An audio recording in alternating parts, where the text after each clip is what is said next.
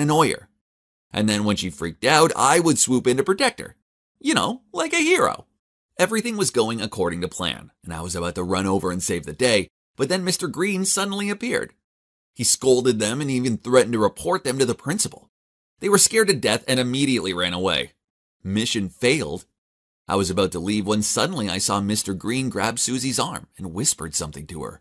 Whoa, what a slime ball! Susie looked really annoyed, but he didn't give up. I was so mad I ran over there and yelled at him. Let her go, or else I'll report this to the principal. Then, to his surprise, I grabbed her hand and led her away. After a while, I turned to Susie and asked, "Are you okay?" She smiled and said, "Yeah, thanks for helping me." Her bright smile drove me crazy. I stammered, "You're welcome. If he pesters you again, just tell me." And could you believe it? After that day, Susie and I became closer. She even texted me whenever she had problems with math, physics, or other subjects. See? Brain always wins. Then the following week, during another torturous PE class, I noticed Mr. Green trying to hand Susie a bottle of water. She wouldn't take it from him, but he kept on trying to pass it to her. What a weirdo. Fueled by love, I ran over to them, grabbed the water bottle, then said, "She doesn't want it, so leave her alone." I led her over to the fountain to calm down. Then seeing how sad she looked, I said, "Don't worry, I won't let him harm you." She turned to me and replied, "It's okay. I don't think he means anything by it. Maybe he just cares about me." I interrupted her. "No, he isn't a good guy. He wants you." She laughed and said that I got it all wrong, but I still felt worried, so I said, "Today after class, let me walk you home." At first she refused, but I was insistent, so in the end she agreed. After that, I walked her home every day after school, and guess what? It turns out we got on so well. Time zooms by when I'm with her. I guess I should be thanking Mr. Green.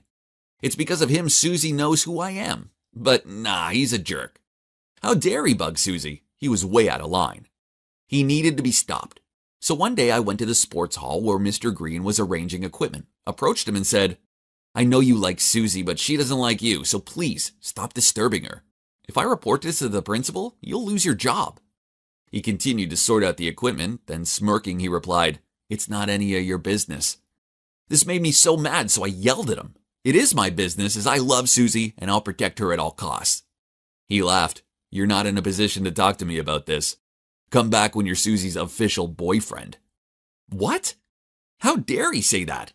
His words played on my mind, so that evening I decided to go to Susie's house to confess my feelings towards her. However, as soon as I arrived, I saw Mr. Green standing in front of her house. He grabbed her hand and hugged her. How dare he? Anger took over me as I quickly ran over, pulled Susie away, and then to my surprise, I punched him in the face. I don't know who was more shocked, him or me. Ouch, my hand hurt. Before I could say anything, Susie shouted, "Dad, are you okay?" Dad? What was going on here? I froze and stared at them. "Baron, what are you doing? You've got it all wrong, he's my dad." What? Mr. Green was Susie's dad? Well, she could have told me that earlier. We went inside and Susie got the first aid kit and patched up Mr. Green's nose and my hand. Then she told me the truth. Turns out her mom and Mr. Green used to date back in high school. But then her mom fell pregnant with Susie. He freaked out and refused to be part of their lives. So her mom moved away with her. But now they were back in town and Mr. Green was apologetic for how he behaved and wanted to be a father to her, but she was struggling to move on from the past and forgive him. Whoa, I couldn't believe I punched my crush's dad in the face. Talk about embarrassing. Although he looked more humiliated at the fact than me. A skinny boy with no athletic ability had actually made his nose bleed. That night I couldn't get a wink of sleep. Now Susie would never want to see me again, and Mr. Green would hate me even more. Ugh, it was a huge mess.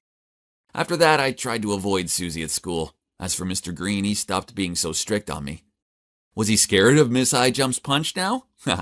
Okay, I know, I shouldn't joke about this, but let me have a laugh. This man has just ruined his chance with the love of his life here. Then one day when I was tiredly walking back home, someone patted my shoulder. I turned back and saw Susie. To my surprise, she said, "Hey, you promised to walk me home. Are you breaking your word or something?" I stammered. I thought you hated me, so..." She smiled and said that her dad didn't blame me either. In fact, thanks to my punch, they talked properly and now understood each other more. She leaned her head on my shoulder and said, "Baron, thanks for always protecting me."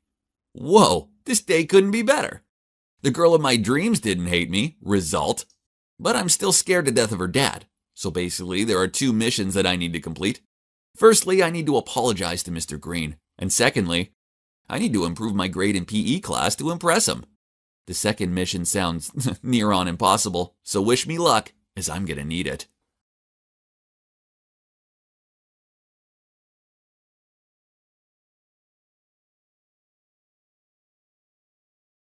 Hey, I'm Vera, and I'm a college student.